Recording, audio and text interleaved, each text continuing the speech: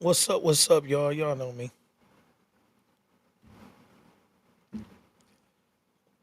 I like to make sure everything is connected properly. And there's nothing wrong with that. You got to trust and verify. Okay. Let me make sure the sound good. The sound is good. We in this thing. We in this thing.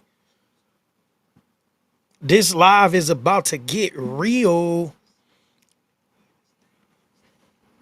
Couple new people probably watching from YouTube. We had some YouTube drama this week. My people, my people. So, shout out to Raham Detroit, Team Pursuit, 4820 Live. I just left their event. That's why I'm dressed up a little bit. Y'all usually see me, I'm t-shirts and jeans or whatever, but today I'm dressed up a little bit. It ain't much, but I'm dressed up a little bit. I got a couple, got my diamonds in. I don't dress up all the time, y'all. So if I dress up, I must like you a little bit. But I'm not I'm not here for that. I love the event. The event was nice. I'll post some pictures in a minute. But I wanted to get home and get on this live ASAP. I wanted to get on this live ASAP because I've had a crazy week. If you are not familiar with me, then I am a 10-time convicted felon as an adult, and I have a very credible history in the streets that does not include any type of paperwork.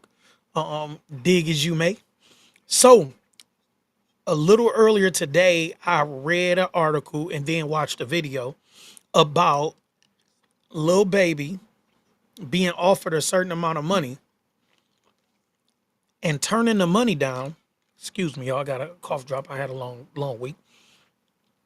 But he turned $150 million down trying to be loyal to P from QC Music. And it was crazy because I'm watching these different clips and I'm like, dog, it's been rumored for probably 10 years that this man was a rat. And I'm like, dog, when they start showing the videos of Young Thug in prison talking about P, and he was telling Lil Baby, listen, bro, a rat is a rat, a snake is a snake. And he was just explaining to him, dude is who he is. It's only so much you could expect from dude. He getting down on you. This not what you want. Like the way he explained everything to him, you could tell dude was really trying to pull his coattail to something. But Lil Baby had already had his mind made up or whatever he had going on. He felt some odd and weird sense of loyalty to dude. So he felt like, dude brought me out the streets. And I felt Lil Baby. I felt what Lil Baby was saying. I understood where Lil Baby was coming from. But what Young Thug was trying to explain to him was that you cannot trust this person. This person has done some things that we don't approve of coming from where we come from. And if he's willing to do that type of thing, then ain't no telling what he doing on this side. And he was even explaining that the Migos had bought themselves out of their contract and they had problems with him. And he was just explaining to Lil Baby, like, man, this ain't, dude ain't that. Like, don't let dude pull the wool over your eyes and make you feel like you have some sense of loyalty to him and he don't have the same thing for you. Well, as it come down to it, it showed, and a deal was presented to Lil Baby, and the deal was for his publishing rights or whatever, some rights to his music. And it is said that $150 million deal was on the table, and out of loyalty to P, he did not take the deal. And what he did was he explained what was going on to P, and P backdoored him. He backdoored him. He got 300 million and ain't gave him shit. He ain't really looked out, ain't did nothing. But I you hear deals like this all the time in the music business. And it is nothing new for artists to be screwed over. And this situation is so regular that it's not even talked about enough. So P had his artist sign 360 deals, and they had to pay crazy amounts of money to even challenge the deal. It was like one of the craziest things in the world for people to have you sign a deal that says if you want to get out of this deal, it may be three, four, five, six, whatever million. So what P did was have his lawyers help Lil Baby and other artists with their contract and then sign a contract. That's called conflict of interest. And it should be a reason for you to get out of your contract. But the way he has this contract written up is like ironclad. So you have people like Offset or whoever else that may have access to a little money, and they were able to buy their way out the contract, and he still had clauses in there that they couldn't do certain things. This is a slime ball maneuver, but you should be watching for the slime ball maneuver if somebody is a rat. This is what comes from it. Even when you're out of the street. So when the paperwork surfaced, P came on there and said, look, I'm a businessman. I ain't in the street, blah, blah, blah. But when you told, you were definitely in the streets. You were definitely heavy in the streets, allegedly. And when you told, you were definitely in the streets. So it's not like somebody ran up on you at this point and you was like, look, dog, this ain't even my thing. Police, please help me. I am a law-abiding citizen. Please help me. That is not what happened. You were definitely in the streets, and they killed your man's, and I think they shot him, and he was worried about the get back, and he got somebody like 20 years in prison, y'all. It just is what it is. That's not what I want to talk about here. The paperwork is the paperwork. What I want to talk about here is the business and artists being confused and not understanding that the business is the business. You have to find lawyers and managers and money management people, financial advisors, different things like that that you trust. You cannot trust these labels and whoever they recommend and all of that. These people are working for them. They are working for them, or they are working to get a piece of the deal. So they're not going to do anything to jeopardize the deal. So you will be in a crazy position trying to judge, trying to trust people who don't have your best interests at heart. It doesn't matter if somebody says, you're my brother, you're like a son to me. You see what happened with Lil Wayne and Baby. All of that, you're my son, and kissing a man in the mouth and acting like it's the mob and doing things like that. It means nothing. When it comes down to millions and millions of dollars, a snake is a snake is a snake. And you will be slimeball if they find any way to get away with it. So after watching this documentary and just doing some research, I'm like, man, P was lining these guys up right from the beginning. He lined up Migos, he lined up all these other people, then he lined up Lil Baby, and he basically had Lil Baby out there like a hoe on a stroll, just out there. And Lil Baby has so much talent and so much drive. And it's not like he was the best rapper off the rip. What you got to realize is Lil Baby was a hustler that they were like, you need to rap. Like, you got the swag, you got the hustle, you need to rap. So what P did was make minimum investments, which means he went and sent Baby on the road and had Baby doing shows and holding the walls and doing everything to build up his reputation. It's not like he put $1 million behind Lil Baby and Lil Baby took off. It's not like he bought billboards all around the country and did, bought ads on on radio stations or on Facebook and Instagram. He didn't do that. He basically had Lil Baby in holding the walls and doing a chitlin circuit and doing whatever else to build his name up. And it was minimum investment. And Lil Baby handled his business because he a hustler. Now you're taking 50, 60, 70, 80% of his profits, and it looks like Lil Baby is doing all right for himself. I'm not in his pockets, but it don't look like he hurting, but he's definitely not getting what he truly deserves. And Young Thug know this because Young Thug has been in contracts and he was already a huge celebrity before Lil Baby became one. And he was telling him while he was locked up, look, man, your situation is not right and you need to get out of there. And they're going to make it like, oh my God, Thug this or he was wrong or whatever. But this is somebody waking up and talking to their friend. Bro, I love you. You need to figure this out sooner rather than later. Get up out of there. And then he's explaining to him like, dude ain't right and he ain't been right. And then they were talking about other people that ain't right and ain't been right. But he's saying, I don't care if this man gave me $1 million. Hell, he didn't care if he gave him $10 million. I'm saying a snake is going to be a snake, and it's going to be a snake. And that's what rats are.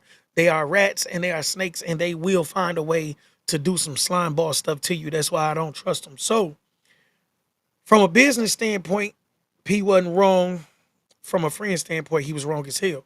So this is one of the comments that's on Facebook. It's kind of hard to put the comments from Facebook on there.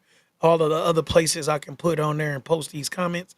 But basically, my guy Pooh, whose real name is Logan Bynum, and that's what his name is on Facebook, he said from a business standpoint, P wasn't wrong, but from a friend standpoint, he was wrong as hell.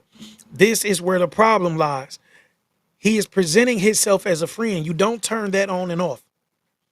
You can turn business on and off. You can't turn friend or brother or father, son, whatever type of relationship a record executive is carrying on with you. You cannot turn that on and off. Right? You could turn the business relationships, you could turn on and off. But the personal relationships, you cannot turn on and off. You cannot tell me that you love me and then slime ball me. And then tomorrow we supposed to be cool. Oh man, it's just business.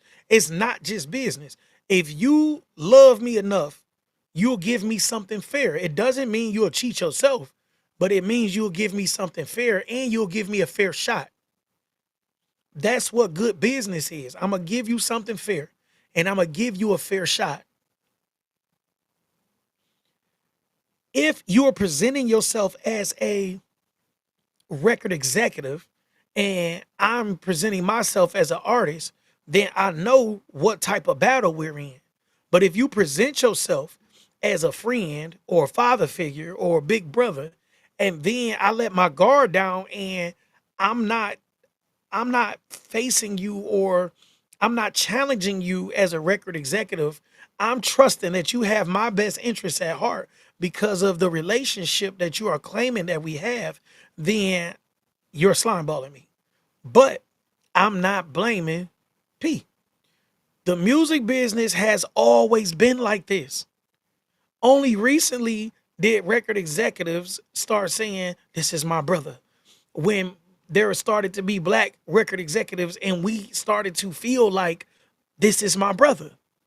This is my sister.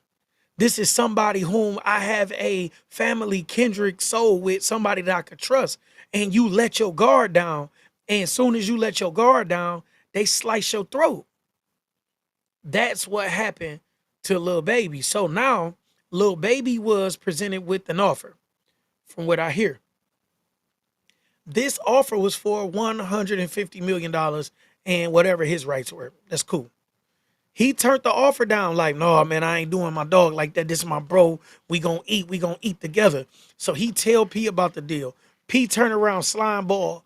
Either he ran back up on Scooter Braun or Scooter Braun doubled around and said, look, man, I can go get what I want another way. Either way it go, the same courtesy was not afforded to Lil Baby. So dog then got down. Boom, 300 million. I'm not even tripping on you getting the 300 million. My catalog is what they obviously wanted. If my offer was about half of that, break bread with me. You don't got to give me the 300 million. Give me 20 of it. You know what I'm saying? Give me 50 of it, whatever.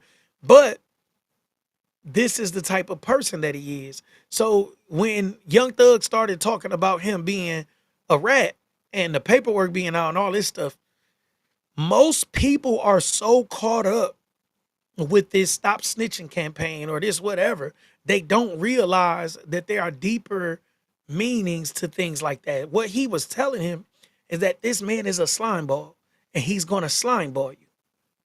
That's what people are misunderstanding. If somebody is a rat, then it's not about them being a rat or you being a street person or not being a street person. If somebody is a rat and they went and got somebody 20 years, all Thugger was trying to explain to him like, man, dog don't have a backbone. That's it. That's what him saying, man, dude ain't right or dude a rat. It's just telling him, dude don't got a black bone. Dude don't have a backbone. You are laying in the bed with a snake. That's all he telling him. And it's not about, oh, he a rat, go kill him, or he a rat, cut him off, he a rat, or he a rat, do this. He's just telling him rats don't have backbones. That's how they get through those little holes in your wall. They don't got backbone. It's literally they shrink up and they go through and then they right back to size. So he's just telling him, man, listen, bro, I love you, bro. You laying in the bed with a snake, get out of there. Get out of there. And little baby didn't listen and it could have cost him dearly. This is how life works. It is not about me being in the streets, y'all. I'm a recent MBA graduate. It's been about a year and a half. I don't know how recent that is, but I am an MBA graduate. Is you see the degrees back there? Those are real degrees. There are real letters behind my name. I'm not worried about who ratting and who not ratting. I'm not selling nickel bags in the park. I don't care about that. When people talk about this, it's about character. So if somebody is a rat, I would like to know because it shows what type of character they have. That's it, and that's all. I don't want to do nothing to them. I probably don't want to see nothing done to them. I don't care what happens to them. But if they are a rat and they've been exposed for being a rat, I would like to know. And I feel like it's my right to know because it shows me how to carry that. Let's take away from the streets right quick. Let's say you are a police officer and you are doing certain things with other police officers. Let's say these things are not illegal. I wouldn't sell nickel bags in the park, Vicky, but let's say these things are not illegal. But this police officer is your friend, your fellow police officer. This is your partner.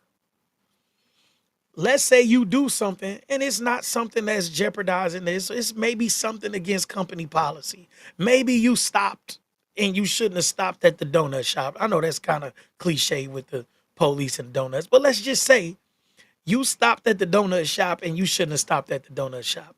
Nothing terrible happened. It wasn't like you couldn't make it to a stop, somebody died.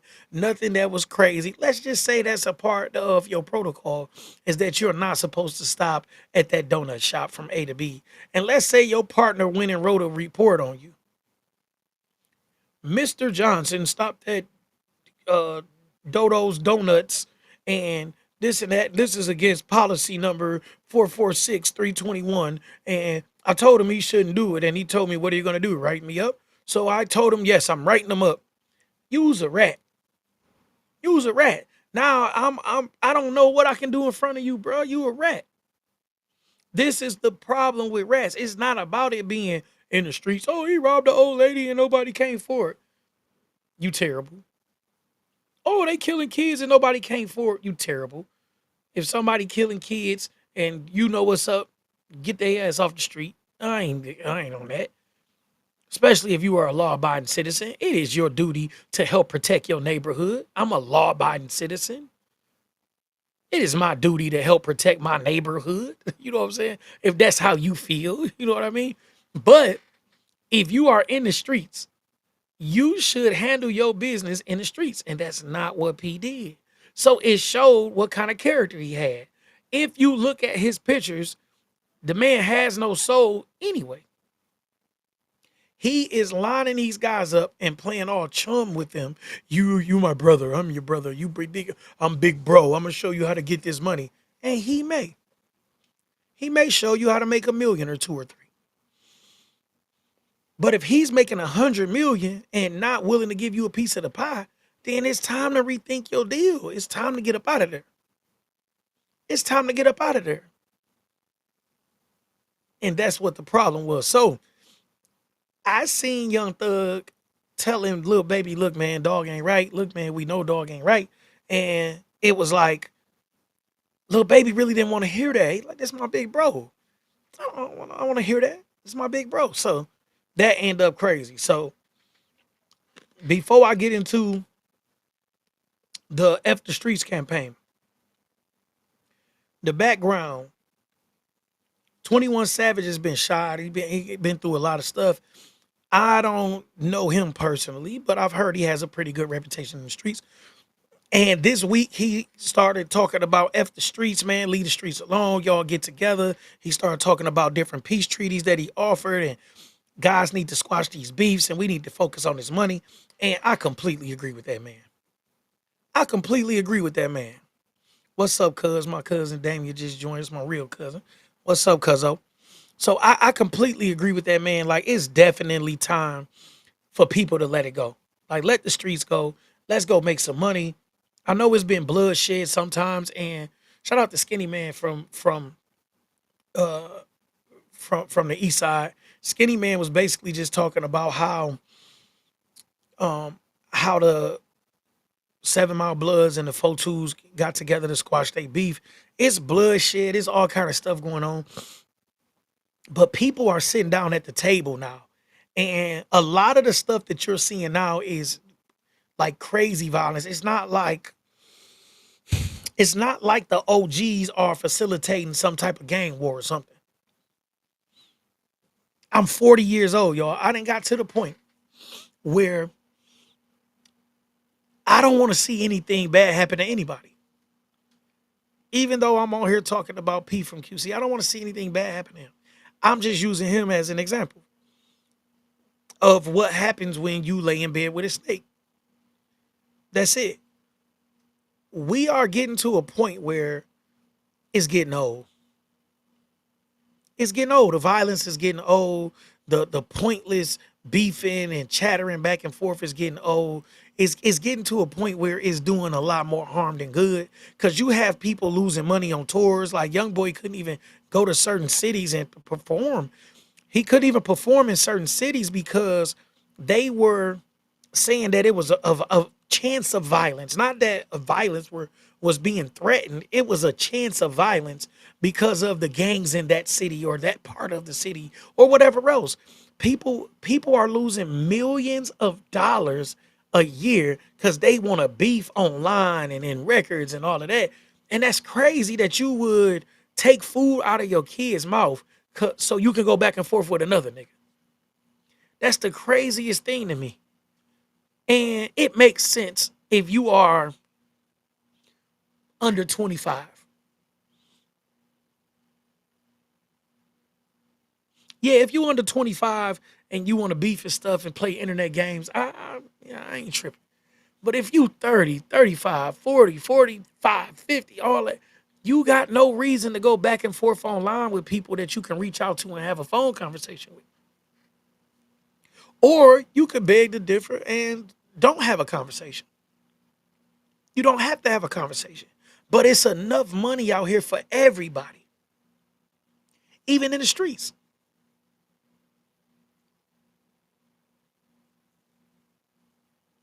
Even in the streets, it's enough money for everybody. The way that the whole industry is turning out, everybody pumping up drill music, everybody pumping up, oh, King Von was this or such and such was that, and all. It's so violent, and a lot of our youth don't want to watch anything unless it's some level of violence in it.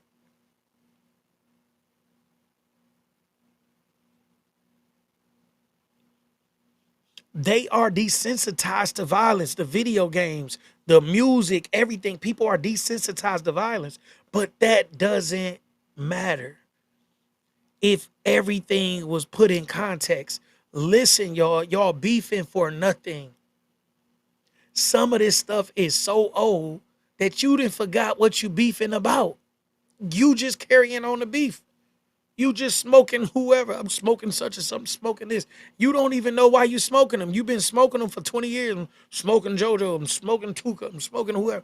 Like, bruh, who cares? No other people are doing what we're doing right now. We are self-destructing and imploding from the inside.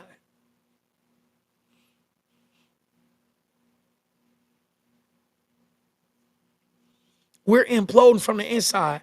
And then we're killing people that's making real progress.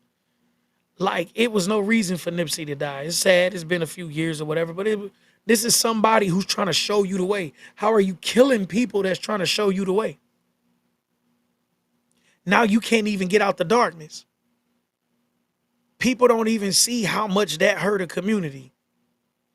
And that community could have, things could have spread. People watching this can come use the same techniques and tactics. We are killing ourselves. We are chopping ourselves at the bud. We don't even get to grow. We don't even get to grow. We don't even get to learn from people that are ahead of us or come before us because we hating somewhere.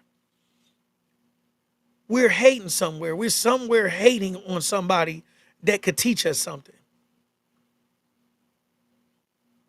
And I don't mean having an opinion about something. I mean literally hating. Man, I can't stand this guy. I can't stand this. This guy wrote a whole book that could help you make $100 million over the next 3 years. But you over there with an opinion about something that they agree with. Oh, I don't support him because he put on a Make America Great Again hat. Like, what are you talking about, stupid?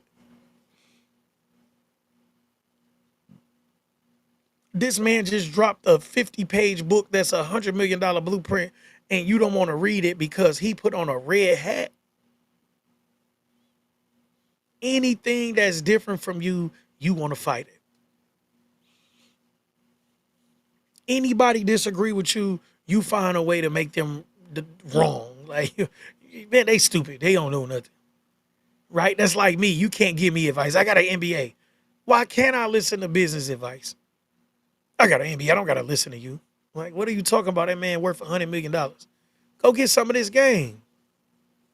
Even P worth $150 million. I even while I'm listening to stuff, I'm getting some game. It don't mean that I'm about to do slime ball stuff, but a bro clock right at least twice a day.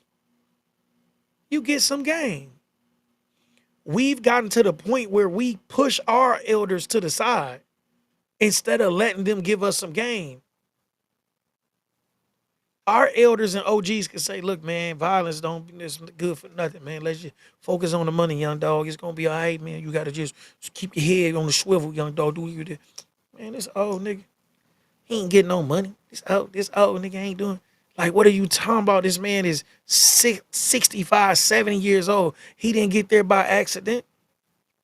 Even if you don't agree with everything he says, I'm sure a 5, 10 minute conversation. I'm sure that a 5 or 10 minute conversation, you can at least get a nugget or two. We don't even respect our elders. That's why we're falling so far behind. We are looking at our elders as, man, these niggas washed up. It's my time. It's my time, man. Man, anybody listen to this old washed up, man, nigga, we been eating, nigga. Niggas better get some money. Then you look up, your man's just snitched on you. You in jail doing 40 years, and your home, the OG done already told you, man, you got to stop hanging with all them niggas. Man, you got to keep them niggas around. Tighten up your circle, young dog. You got to do this and that and that. You done basically disregarded everything he said because you making a couple dollars and he not. You done just totally threw it to the side. It's crazy.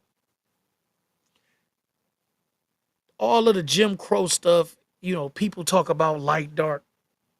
People talk about the male versus female and all of the stuff that was in there. They don't talk about the ageism enough. If a person could live 60, 70, 80 years old and you not want to be around them and get some type of gain, you a fool. I listen to my elders. I am being coached right now by an older coach, and he is 70, I think 75 years old. And he's been coaching for over 23, 24 years. And I'm listening. You gotta respect your elders. If you can't respect your elders, and it's the same thing in hip hop and rap and the streets and whatever, it's everybody for themselves. Everybody for themselves. And some of that is the fact that the OGs don't want to get out the way.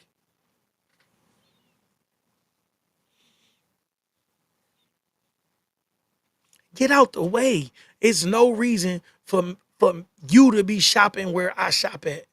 There's no reason for you to want to look young like the young boys where you can't even differentiate yourself. So the young boys are looking at you like y'all are equal instead of looking at you like the big homie.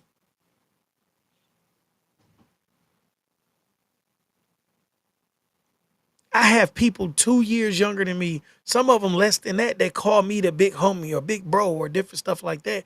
And they don't even realize I'm only 2 years older than them because I've always been mature. Some of y'all living in y'all second and third childhoods. Y'all want to be young so bad. Then y'all want them to listen to y'all, but they watching y'all trying to implement it, trying to duplicate what they doing. Y'all trying to copycat what the young kids doing.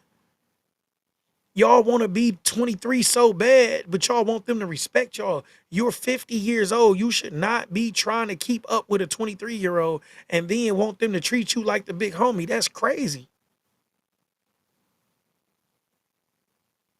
That's crazy that you doing that. Yeah, the young cats. Listen, this is what I'm talking about. Shout out to Big He, the creator. This is my guy, one of my friends and producers. Listen, y'all. These young cats don't respect anything but money. They don't respect anything but money. So if you trying to give them some game and they looking at you and they like, man, this nigga got on these beat up Air Forces or something, they don't want to hear it. They don't want to hear it. And that's sad.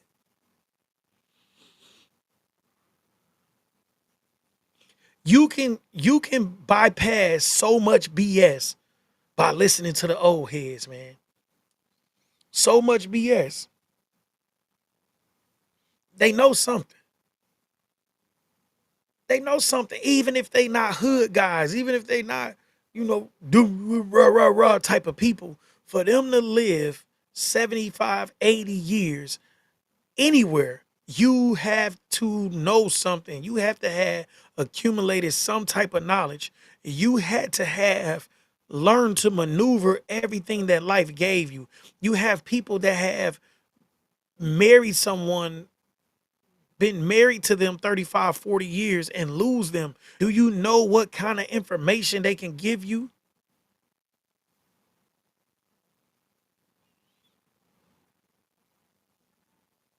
Do you know how willing they will be to give you that and to talk about how they survived with a person for 30 years?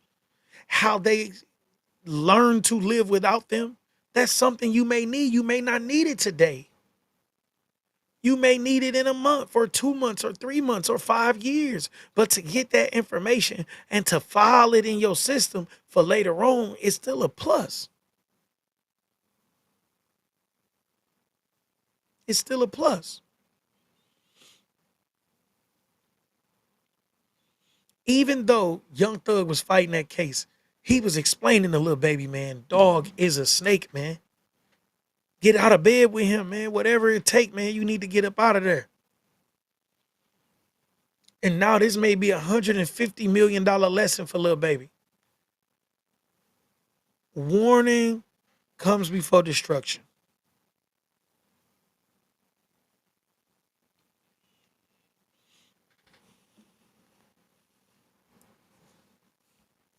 So I seen 21 Savages. Um, he said F the streets, right? And I agree. Not even a little bit, right? I agree I wholly agree. Right? I wholly agree with 21 Savage saying F the streets. The streets dead, y'all. I knew the streets was dead before I went and got degrees. I have 3 degrees right now and other certificates and different things. And I'm telling y'all, the streets dead. I don't care if you want to sell freeze cups on the side of the road in the middle of December. It's December in Detroit right now. And I don't care if you want to sell ice on the side of the road. Leave the streets alone, y'all. It's no win for you. I know you watching YouTube and all of these documentaries and they showing you how people made $100 million in the streets. And then you got the BMF show and Power and all of that stuff. And I'm telling you, you won't, it will not happen for you. It will not, I'm telling you, mano y mano, friend to friend, It will not happen for you. You will not make $100 million in the streets unless you already got it. You will not become some big kingpin and take over the projects or wherever else you live. Let it go. It will not happen for you. If it does happen, it won't last long and you'll regret it. Let it go. The streets don't love you or nobody else in the streets. Let it go. So when I see that F the streets, man, focus on the money. It's too much money to make out here for y'all to worry about street this, street that, do this and that and that. And I know it sounds like I'm contradicting myself, but that's because you're not thinking. You are not thinking deep enough to what I'm saying about P being a rat. I don't care that P a rat. I am not in the streets. But what I'm saying is, if you know that he a rat, then you can file this away for later, or you can make your moves accordingly. Because knowing that he's a rat, you already know he has no backbone. He'll snake you the first chance he get. So you need to handle your business accordingly. That's it. That's it, y'all. Know these people so you can maneuver around them. Know it. Do not disregard the fact that somebody ratted, testified, did all of that. It's a character flaw. And if they show you that character flaw, then you need to move accordingly. That's it. That's it. Now, I've had the past couple of days has been interesting. YouTube acting a little, they on YouTube. What's up, Mo? They on YouTube and dragging one of my rappies a little bit, and it's I say it's unwarranted, but it don't mean I agree with everything that was done in my case, but it was definitely them dragging is unwarranted, but I can see what's going on. So they were talking about Sue Surf. So in Sue Surf case, Sue Surf pled guilty and had to say whatever he said. I conspired with whatever some guys or whatever, and people like, oh, he a rat. It's the same thing with Young Thug or the whole YSL case, and those guys saying YSL is a gang. Listen, y'all, some of this stuff is propaganda. Them saying YSL is a gang, whatever, that's towing the line. But if it was a part of a cop and this kind of what was going on, we gotta kind of let that be. Like ratting to me is just a little different. I feel like it's so many real rats that we don't gotta pick straws at who's ratting. Ratting to me is, look, this is what he did, this is how he did it, such and such, such and such. Whether you are the victim of that crime or you are a co-conspirator or a co-defendant in that case. If you say this person had a gun, this person did this person, that's ratting to me. That's what ratting is to me. And it's not because I've done anything like that. Any type of statements or nothing. I seen one of the YouTube dudes bring up my part and the police said I had a couple bags of weed on me. So when they snatched me up, he was like, "Man, what you doing?" I said, "Man, I just bought that weed." He pulled the weed out my pocket. "Man, what you doing, man?" "I just bought that weed." "You came all the way from Detroit to buy?" "Yeah, I just bought that weed." "How you get here?" "The bus." That's it. That was the end. That was all my statement. So at the end of the day, everybody make decisions and we all got to live with our decisions. Was it a smart decision? Definitely not a smart decision. In my opinion, just as far as making statements, but a person got to realize I've been catching cases since I was 11. So even though I was the youngest person on my case, in my situation, I'm not telling you nothing. Same thing with my Fed case. I just don't tell you nothing. Even when it was time for me to plead guilty in my Fed case, hello, I'm Little Baby Fan. That's what's up. Even when it came to my Fed case, I'm not making a statement. I don't know. Just talk to my lawyer. Like that's my attitude because that's just the way that I learned in doing crime. It's just like, talk to my lawyer. I'm not never putting myself against a brick wall. But if other people did whatever they did, like I say, ratting to me is just different. It's different if you like, yeah, man, we went over there to rob them people and we did such and such. Like that's what ratting is to me. So that's my opinion as far as that go. Like people who've never had like a Fed case or anything like that, or even a state case in co-defendants. If you've had a Fed case, you probably have co-defendants because most of the feds is either like you got a conspiracy, or even if you don't, they somebody told on you to get the feds on you. So in my case, it was both. Somebody basically introduced me to the feds. The feds seen me and they was like, "Who is this dude?" And somebody was like, "Yeah, that's JP. He do X, Y, Z, blah blah blah blah." And you know they had people working with him. But in my case, if you look up my case, I don't even have it's no conspirators on my case. Nobody on my case has a name. So when I went to plead guilty to this conspiracy because I was trying to duck the RICO charge that initially I was fighting a RICO case. So I'm trying to duck the RICO charge and I'm like, look, I'll plead out to a conspiracy. Well, I didn't say it, but when my lawyer said that this that what they sent back as an offer, I agreed to plead out to this conspiracy. And I had no communications with these people to get my deal. So my lawyer basically was like, you know, pull up. They sent me an offer. So I just went over there, looked at the offer with my lawyer at his office, and was like, that's cool, I'll take it. And that was it. I was next thing you know, I was pleading guilty. So well, I was trying to plead guilty. If the first time I went to plead out, I couldn't plead guilty because I wasn't indicted. Like I went to court to plead guilty, and the judge was like, "Man, he's still not indicted. I can't." You know, it was literally like the weirdest thing. So I don't. I knew it was like funky stuff going on because they was like botching my case. So when the judge was like, "I can't sentence him because it's no he hasn't been formally indicted," so they had to get the indictment together, whatever they did, and it still was no conspirators on my. It's like it was crazy. I got no co-conspirators on a conspiracy case because they were working to indict somebody else or something. So I got no names. Obviously, I have conspirators, but there's no names on my case. Like so when I pled guilty, I didn't have to say, yeah, I work with such and such over here. And I didn't never had to say none of that.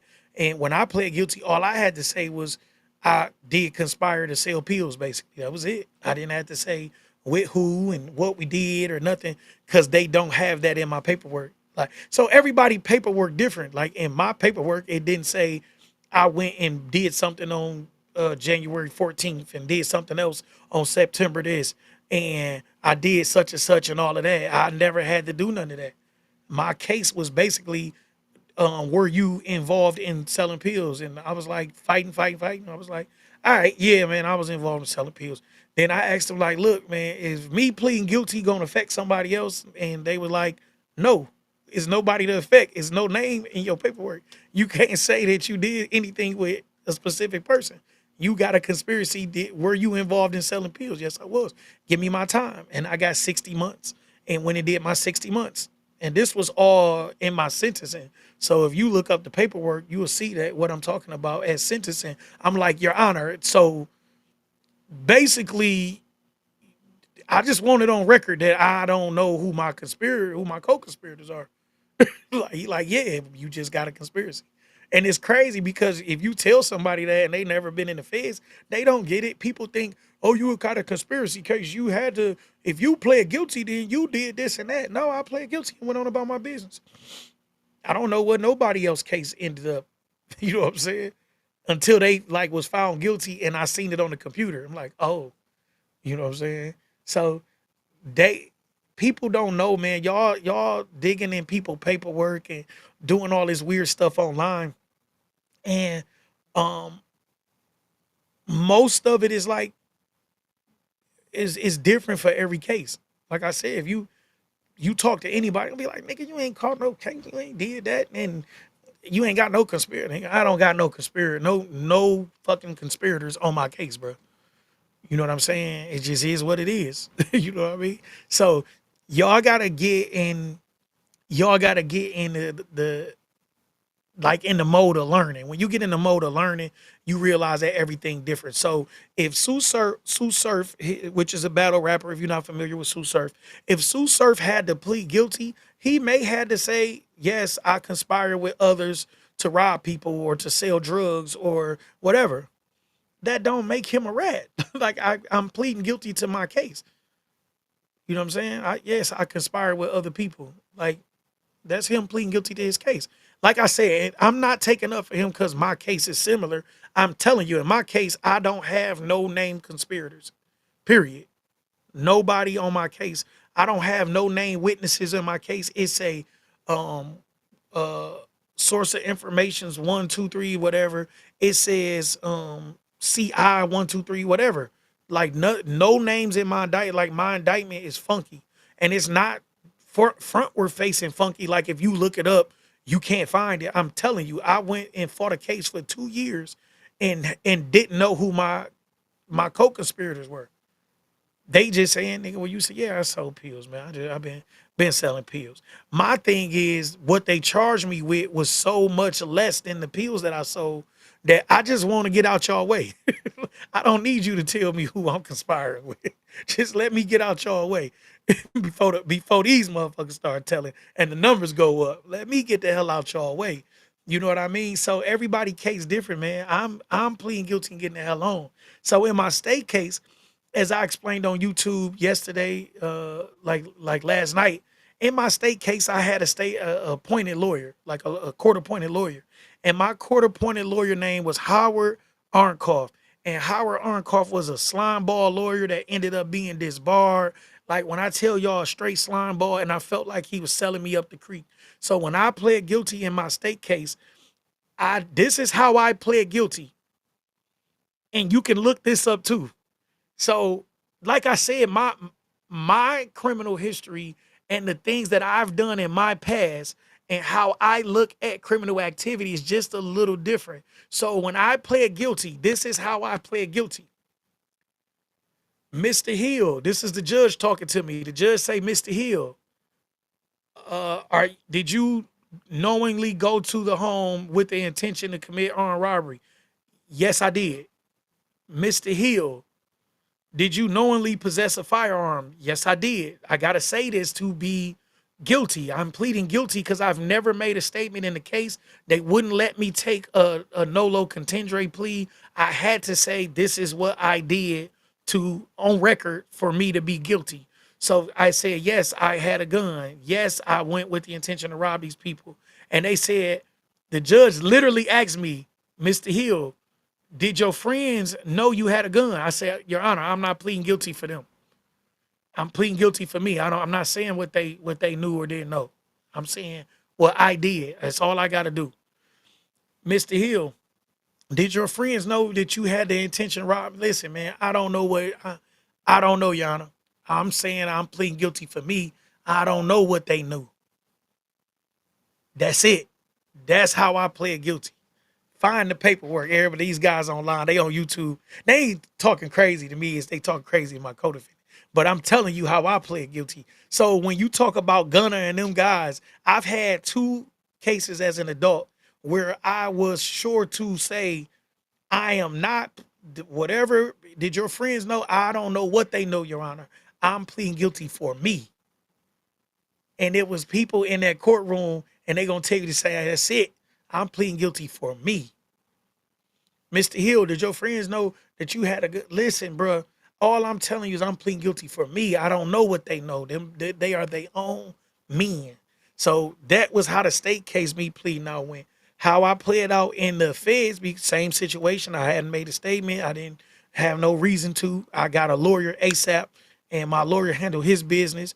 And shout out to my guy, man. And he like when I tell y'all my lawyer was great, like he was great. He scared me a little bit at first. He was like, man, why don't you want to talk to them? Like, I don't want to, I don't trust him. So but he was great, y'all. And we fought that shit. We fought that shit for 2 years. He never he wanted his money. You know, he wanted his money and I made sure he got his money. But he handled his business, and even on my sentencing, he put in a motion and got me less time based on sentencing disparities. And he handled his business because I pled out to 78 to 94 months. And a guy that they said that, my sentencing was relative to his because he got 68 months for the same amount of pills and all of this stuff. My lawyer say, that man had a classification of 6 in his criminal history. My client has a classification of 2, and is no reason for my client to be looking at 78 months to 94, and y'all gave that man 68 months. And the judge said, I agree, Mr. Hill. How does 60 months sound? That was it. I had a motion to prove that sentencing that allowed me to get 60 months, which is technically the mandatory minimum for a conspiracy. And I went and did my time. The end. The end.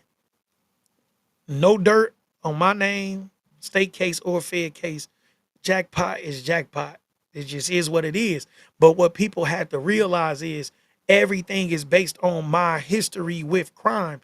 By the time I caught my state case, I had already caught 2 felonies as a juvenile. I had already did time in Star Commonwealth, Boysville, Children's Village, Wolverine, whatever. Like, I had been through the system. So my understanding is shut the hell up, don't say nothing, and let the lawyers deal with the case. That's it. And that's what I do. If I caught a case tomorrow, that's my way of dealing with my case. I don't care if it's a court appointed, paid lawyer, whatever. That's my way of dealing with my case. Some people, they have their other things, and that's cool. I've seen people that, man, such and such, try to talk their way out of it. That's his business. I can't call him a rat unless he go in there like, yeah, man, me and Jackpot planned on doing this, being such and such. You know what I'm saying? Like, if you go in there ratting, you go in there ratting. In my particular case, it was so much that went into my state case that in order for you to be a rat on my state case, you'd have had to tell on more people because we wasn't even, we was just the damn do boys damn near. Like, it was so much going on in my case that it wasn't no point in that. So, and um I'm not arguing back and forth with internet niggas. You know what I'm saying? About, especially about somebody else's case or they paperwork, whatever they got going on. I'm not gonna argue back and forth about no shit that I go through, that I went through, that I lived through. Like, I've been in the streets, bro, and I've got out the streets, and I am a law abiding citizen now for going on 5 years. Like, I have multiple degrees. I have contracts with different companies, and I go out and speak and do everything that I do. So I'm not arguing with street people or non-street people about my time in the street. You know what I'm saying? That's just because you did it don't mean you're guilty. Hey, this is what I'm talking about. This is what I'm talking about, Big Heat. This is what I'm talking about. He said just because you did it don't mean you guilty. I don't know that lawyer, but the lawyer that I use, great. He fighting bigger cases now.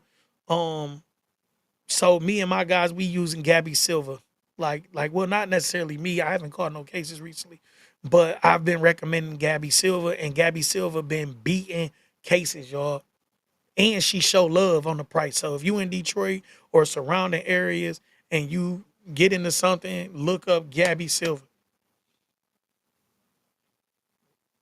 Look up Gabby Silva. See, my lawyer was Kevin Basant. Kevin Basant was kind of expensive. I mean, I was fighting the Fed case too. Even though he was expensive, I'm telling you that, man, bro showed me, got me, he got me out of there. I'm telling you, he got me out of there. While I didn't beat my Fed case, I'm telling you, I had the best result that I could really look for with how many witnesses and stuff they had against me. And with me not knowing who my co-conspirators were and who was gonna talk and not talk, like, I literally celebrated getting those 60 months. Like, I walked out the courtroom like Tupac. Telling you, I walked out the courtroom because about a year and a half before that, I was fighting a RICO case and looking at 14 to 17 years as a cop. My minimum was 14 to 17 years. That was my cop for for the RICO charge. That was my cop. And I was like, dog, I can't. That ain't it. That's why I say my lawyer kind of scared me. He was like, "Look, all they got to do is prove you spoke in the will." I remember him saying that, like, "Man, this is a crazy situation. All they got to prove is you're spoke in the will." And I'm like, "Mr. Basant, you know, if y'all remember my son Rico, I told him, and if people know me, they know I do music. It'd be like real life shit. Cause in the song I said it, you know, you worry about the black and white, let me worry about the green. Cause he was like, this is gonna be a little more expensive. This Rico case is gonna be more expensive. I say, bro, it's cool. You worry about the black and white, let me worry about the green. If I gotta take another penitentiary chance to pay you, I gotta do that because I gotta fight the case. I can't talk to him. I don't know nothing about that. You know what I'm saying? So we did that, and shout out to Mr. Kevin Basant, a great lawyer, y'all. He fought with me. Like I say, he wanted his money, and I made sure I paid him. Even the day of sentencing, I think I paid him $1,000. Just on a like it may have been the balance. I just remember bringing money to sentencing. Like, shit, go some more money. Like, shit. I don't know if it was the balance or me just looking out. I don't know. Probably was the balance. I stayed in the hole, bro. But it was money well spent. And if I had to do it again tomorrow, I wouldn't have did it with a different lawyer. You know what I'm saying? We definitely blew my COVID relief. They didn't give me COVID relief, but that wasn't Kevin Basant's fault. You know, I paid them for filing my COVID relief, and they did not give that to me. But by the time I was able to file for the COVID relief, um, which was called compassionate release. By the time I was able to file for compassionate release, the COVID, the damn disease went down, and the judge denied me based on it not being a severe threat like it was 5, 6 months before that. And I couldn't file before that because they approved me for release and then sent me back to my cell. Like, it was crazy, y'all. I went through hell getting out the feds. That's why I don't want no parts of the streets. So when guys online and YouTube, y'all want to argue about street shit, bro, y'all got to do y'all thing, man. I'm not that nigga. I'm telling you, if y'all want to argue about the streets, bro, y'all got it. You know what I'm saying? I'm not a. I have my opinion about a sue serve or even my co-defendant about them not being rats or whatever. Like, but it's up to y'all. Like, if you think sue serve a rat, you can come on here and use your platform. With me, I understand that him pleading guilty don't make him right. Plead guilty. You know what I'm saying? He did what he did, and he had to plead guilty for his case. So y'all gotta quit using the word so loosely, but it's real rats. Like, it's like P from Quality Control. He a real rat. Like, he really ratted, really made statements, and said this man did this. He shot me or shot my friend and did such and such. He did it. Like, that's a real rat. You know what I'm saying? It's real guys that's taking a stand out here. So it's up to you, man. If you want to do whatever you want to do on your platform, then that's cool. Um, just know that, you know, it shit be funky. Y'all get to talking about who did what and what did who, and y'all ain't never really been up against that wall, man. It get funky. I just thank God for me, having gone through so much young that when it got funky, I was over. I don't know. Let's just talk to my lawyer. That's it. You know what I'm saying? But that's from my experience. Everybody's experience is different. You know, maybe people have talked their way out of things and felt like, they could talk their way out of something. I don't know. You know what I'm saying? Maybe they felt like, I can get out, I can leave out of here this way. But with me, I just have been through so much that I don't, man, listen, I don't want to kick it. I don't want to kick it. Um, I've had fights in the joint and wouldn't, listen, man, I don't know what happened. The very first one when I went to the hole, I wrote home and didn't know they could read a letter. And I got found guilty on that one because of that. That was dumb. I was under gang investigation for about 2 years. Everything. So certain things happen, man. Things be out of your control. I remember I came back from the hole. They was telling my dog, Lil Ricky, I grew up with Lil Ricky in Vineyard. They was telling Lil Ricky, man, Jackpot over there snitching. Lil Ricky say, nah, bro, nigga, bro, solid. You know what I'm saying? I ain't tell to get less time. I damn sure ain't telling to get out the hole. So when I came back, he like, man, why they? I'm like, bro, I showed him the investigation, man. I'm on the gang investigation. I done wrote a letter home talking about this damn fight and didn't know they can open up my mail, my outgoing mail from the hole. You ain't supposed to seal your mail. So that was me, being young, 18, 19, and going to jail. Shit, I ain't know no better. So I know that somebody calling you a rat, even though I literally walked out the hole with that paperwork. Like, look, man, these niggas intercepted my letter. I ain't never said, GD this or that and that. I was just, all I said in the letter was like, being that my bunkie was GD, we had to shoot the fair one. Me and some dude from Flint. And that they took that and was like, Mr. Hill said you the head of the GDs. He like, what? Like, Mr. Hill ain't said all that. And he didn't even tell nobody but the guys who I was like running with. This my experience with guys and just people being weird as hell, because these was guys I was with every day, hooped with, rapped with, everything. I'm like 19, some of these guys 25, 28, 30, and he was just like, dang, man, they talking about Jackpot said I'm the head of the GDs or whatever. And them niggas is, oh, that nigga rat. Like, y'all just can't wait to throw people name around. So when I came and showed them what happened, it cleared up. Niggas was back at, like, all in my face, jackpot, jackpot. And I kind of was like, bro, I'm straight. Y'all, all you got is your name, right? All you got is your character. And I done fell out with one of my homies that I grew up with just recently. Cause you assassinate my character. It had nothing to do with paperwork or rat. But he was like, man, something about he hollered at my sister, but I hadn't talked to my sister. You can't say something. Bro, one thing about me, man, I am the type of person to tell you hell no before I just ignore you. Like, it's cool. I'm not about to look and just ignore you. Think I didn't get the message because I haven't talked to my sister. I don't know what she going through, but I hadn't talked to my sister, and I screenshot it, sent it to whoever just to show. Nigga, I haven't had no communication with my sister for you to say you sent the message through my sister. Like, so anyway, all you got is your character. And going in the next year, anybody that assassinate my character or questions my character or do anything towards my character, I got to cut it off because I'm 41 right now. If I was gonna be a rat, I would have been a rat 35 years ago. I caught my first case at 11. I'd have been told, been making statements, been whatever.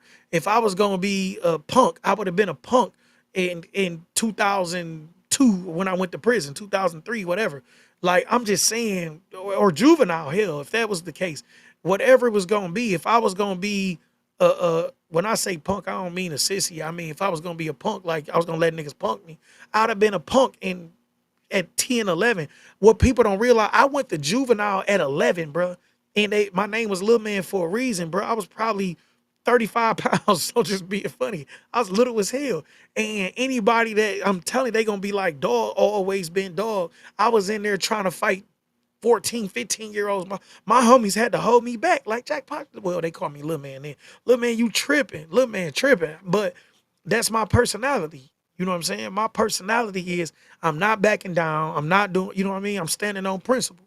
So everything with me is on principle, man. And you not about to shame me and, well, a nigga scared. Never. I never been scared of nobody in my life. Like, nobody. Like, I fought the feds. I've never been scared of nobody in my life.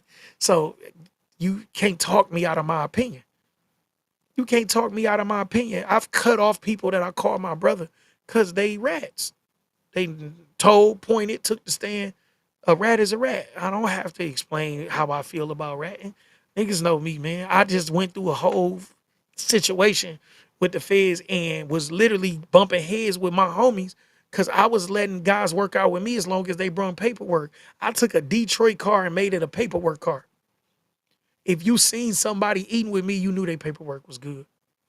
That's the type of lifestyle. Now, the nigga MD did slide through. So when I say that, I always clarify this. MD paperwork was good. His Fed paperwork was good.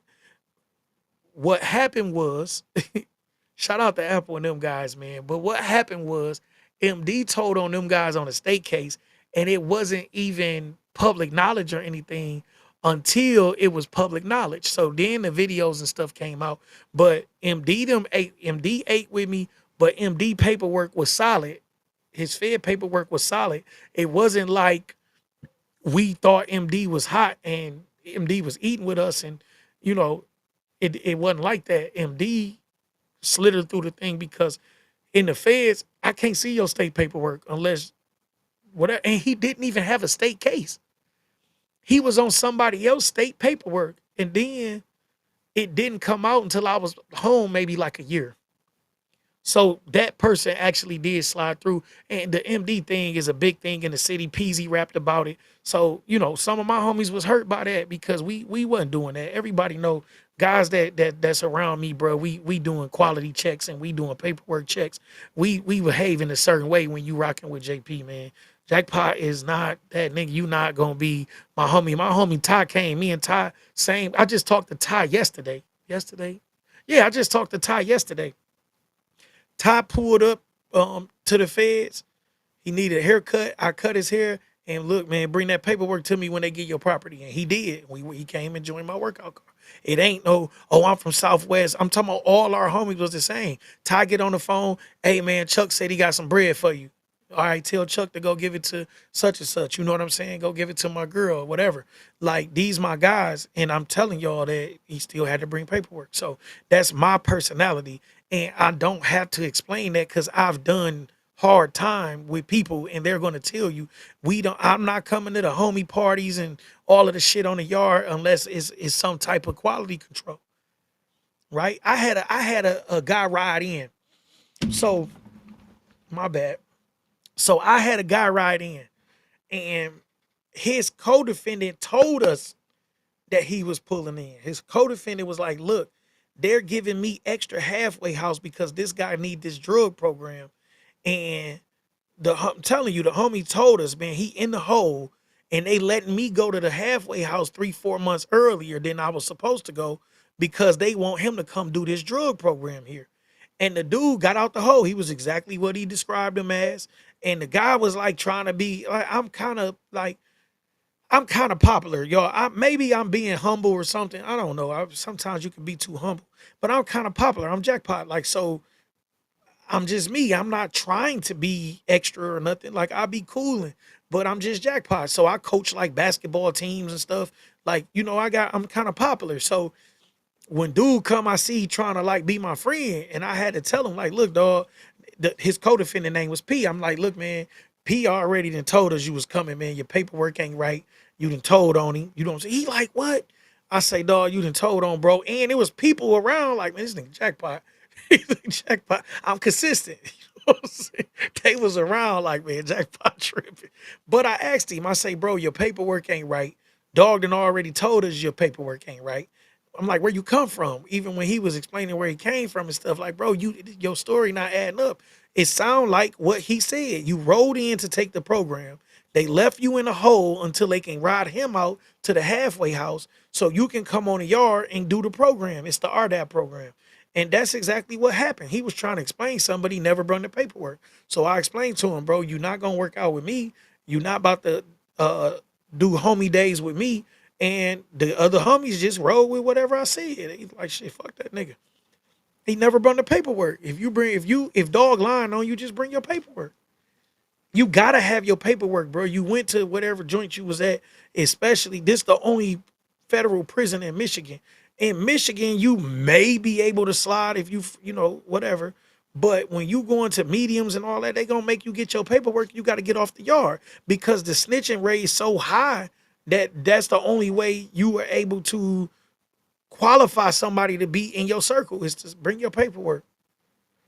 You got to bring the paperwork, right? So that's how I feel about it, and once again, you have to know me to know that this has been a consistent thing all my life. I've been me, right? I've been me, and I've had different periods of my life where certain people were in my life that shouldn't have been.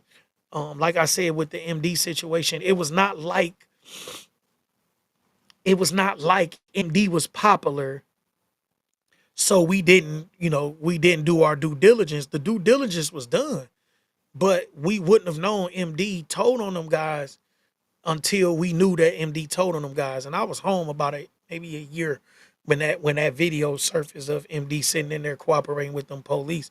And it just is what it is, man. I don't have to speak on it. The East Side guys, it's more their situation. I was just in the feds with MD.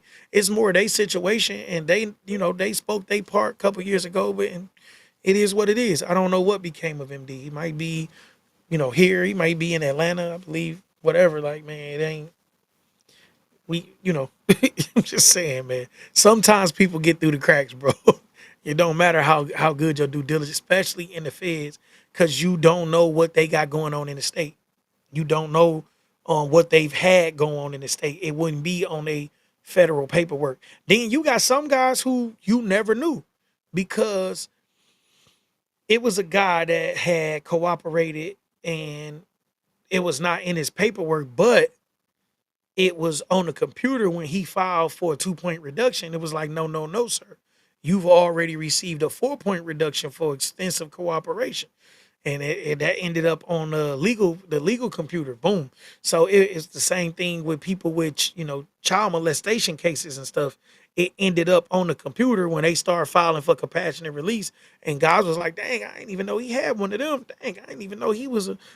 So stuff happens. People slide through the cracks, especially in joints like Mylan where it's a level one and people not so much into paperwork, but in my circle, man, we check paperwork. Like I say, it's not to say people didn't get through the cracks, because MD definitely got through the cracks, and we definitely played cards together, cooked up together. I cut his hair and things like that. MD was my guy, man, and it was kind of sad, and not as much for me as it was for some of the other East Side dudes who really fucked with dog. Like they was sad, and I got it because we don't rock with everybody, and you know that was kind of sad, but it was what it was.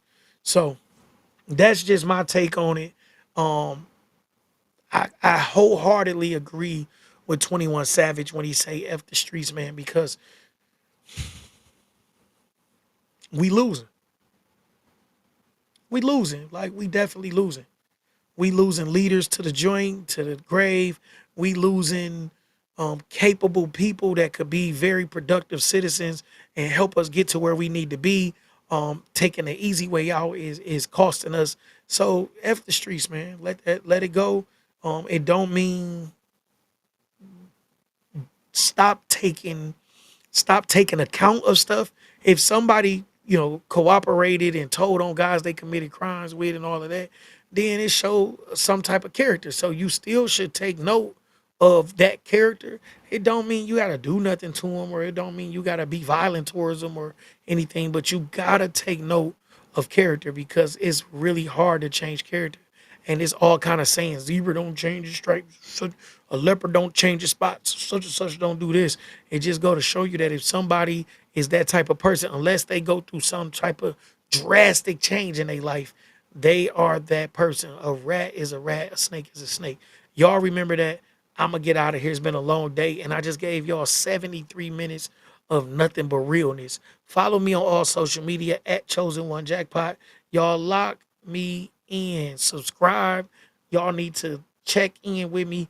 I do these kind of regularly. I know I do more, and I'm gonna do more. But I'm telling y'all, y'all need to subscribe so I can feel good about doing them. Y'all enjoy the rest of y'all evening.